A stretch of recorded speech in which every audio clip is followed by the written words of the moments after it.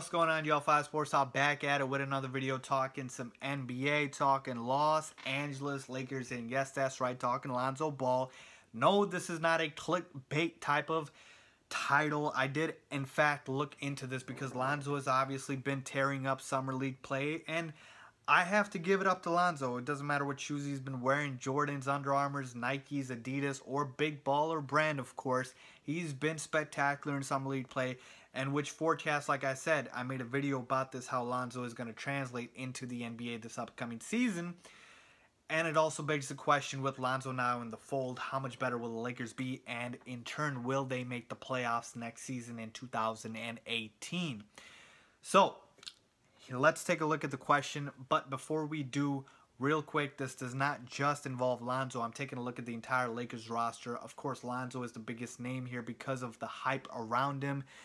Because of all of the, camaraderie, all of the hoopla that comes with the Lonzo Ball. But with that being said, let's just look right into it. Let's look at the question.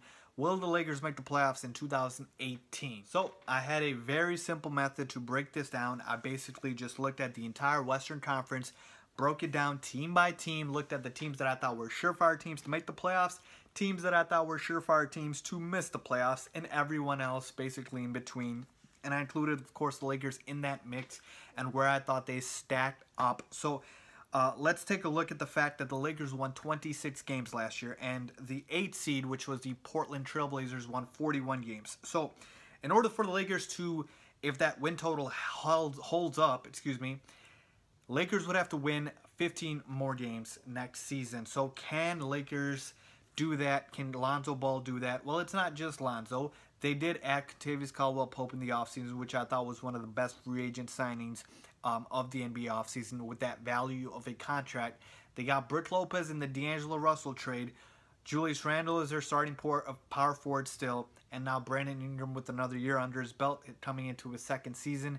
On the bench, you have Larry Nance, who's been promising, who's been solid. Jordan Clarkson, very good six-man off the bench. Kyle Kuzma, the rookies that they drafted this year. They did waive David Nwaba, but I thought he was solid as well. But basically, that's basically the main roster for the Lakers and how it stacks up. So, pretty decent roster and much improved over last season, I think. So, this is definitely a better Lakers team. But is it worth 15 more wins? So, let's find out, okay? So, let's look at the West and let's talk about my for sure top 5, top 6, whatever it is, locked for the playoffs. I'm going to go, of course, with the Warriors, locked for the playoffs. The Rockets are locked. The Spurs are a lock. I think the OKC Thunder, with the addition of Paul George, are now a lock. And I think the Minnesota Timberwolves, who had probably the best offseason in the NBA, are a lock as well, with the additions of Jimmy Butler, with the addition of Jeff Teague and Taj Gibson and Jamal Crawford. So, those are my locks for the playoffs. I think the top 5 seeds are going to shake out in whichever way, probably the Warriors, Rockets, Spurs, Thunder, and Timberwolves. So now let's look at the teams that I think will miss the playoffs and the teams that I think are in between. So the teams that I think miss the playoffs are the Sacramento Kings, although I do really like what they did this offseason. They added some very solid veterans. They drafted De'Aaron Fox. They drafted Justin Jackson. A couple other rookies. Added Vince Carter to the mix. Added Zach Randolph and George Hill. Very solid offseason for the Sacramento Kings, by the way, so shout out to them. I think the Mavericks missed the playoffs, even though I'm excited to see Dennis Smith Jr. play, who has been absolutely phenomenal in the Summer League. I think the Phoenix Suns still missed the playoffs. I think they're a couple of years away still.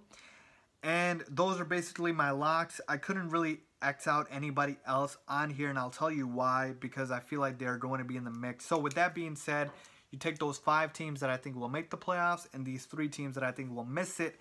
That is 8 spots gone, basically, or I mean 8 teams basically summed up. So that leaves you with basically 7 teams, and the Lakers are in that 7 teams mix, okay? So now basically you have 7 teams vying for 3 remaining spots in the Western Conference, and the teams are the Clippers, the Blazers, the Jazz, the Nuggets, the Pelicans, the Lakers, and the Grizzlies, okay? So team by team, I went down.